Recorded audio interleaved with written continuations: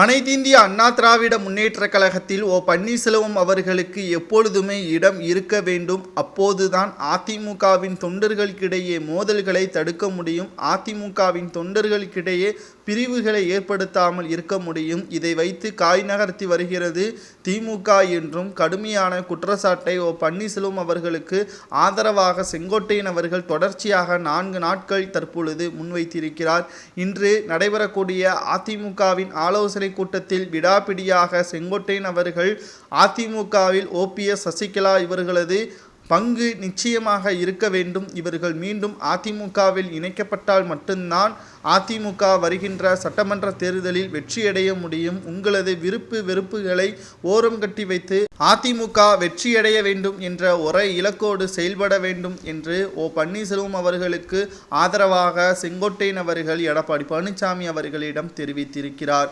சரி, இது எந்த அளவிற்கு பன்னீர்செல்வம் அவர்களை அதிமுகவில் இணைப்பதற்கு உறுதுணையாக இருக்கும் என்றால், பொதுச் செயலாளராக எடப்பாடி பழனிசாமி அவர்கள் பறிக்கப்படக்கூட வாய்ப்புகள் இருப்பதாக முன்னாள் அமைச்சர்கள் கூண்டோடு எடப்பாடி பழனிசாமி அவர்களிடம் தெரிவித்து விட்டார்கள். உங்களது பொதுச் செயலாளர் பதவியை பாதுகாப்பதற்காக அதிமுக தோல்வி அடைந்து விடலாமா? நீங்கள் நினைப்பது சரியா?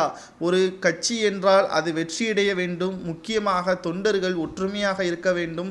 தலைமையின் செயல்பாடுகளை புரிந்து நடக்க வேண்டும். அப்பொழுதுதான் ஒரு கட்சி வளர்ச்சி அடையும். ஆனால் அதிமுகவை பொறுத்தளவிற்கு தொண்டர்கள் இடையே மோதல்களும் தலைமை குழப்பத்திலும் இருப்பதால் எதிராக இருக்கக்கூடிய திமுக தான் லாபம் அடைகிறது. விக்கிரவாண்டி இடைத்தேர்தலில் கூட அதிமுகவின் தொண்டர்கள், அதிமுகவிற்கு ஓட்டு போடக்கூடிய மக்கள் தற்பொழுது யாருக்கு ஓட்டு போட்டிருக்கார்கள் என்று பார்க்குமேயானால் அது திமுகவிற்குத்தான் விழுந்திருக்கிறது. பாமகவிற்கோ நாம் தமிழருக்கோ ஒருவர் கூட ஓட்டுக்களை விழுவதாக நம்மால் பார்க்க முடியவில்லை. சதவீதமும் அதிமுகவின் ஓட்டுக்கள் அப்படியே திராவிட முன்னேற்ற கழகத்திற்கு பதிவாகியுள்ளது. மீண்டும் அவர்கள் வளர்ச்சியும் அதிமுகவின் தேய்மானமும் இதன் மூலமாக தெரிய வருகிறது. இதனால் பன்னீர்செல்வமும் சசிகலாவும் டிடிவி தினகரனையும் கட்சியில் மீண்டும் இணைத்தால்தான் இது போன்ற நிகழ்வுகள் வருங்காலத்தில் வராமல் இருக்காமல் நம்மால் தடுக்க முடியும் என்று செங்கோட்டையன் அவர்கள் ஓபிஎஸ்க்கு ஆதரவாக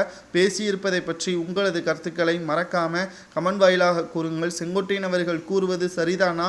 பொதுச் செயலாளராக இருக்கக்கூடிய எடப்பாடி பழனிசாமி சுயநலமாக செயல்படுகிறாரா என்பதையும் உங்களது கருத்துக்களை மறக்காம கமெண்ட் வாயிலாக கூறுங்கள்.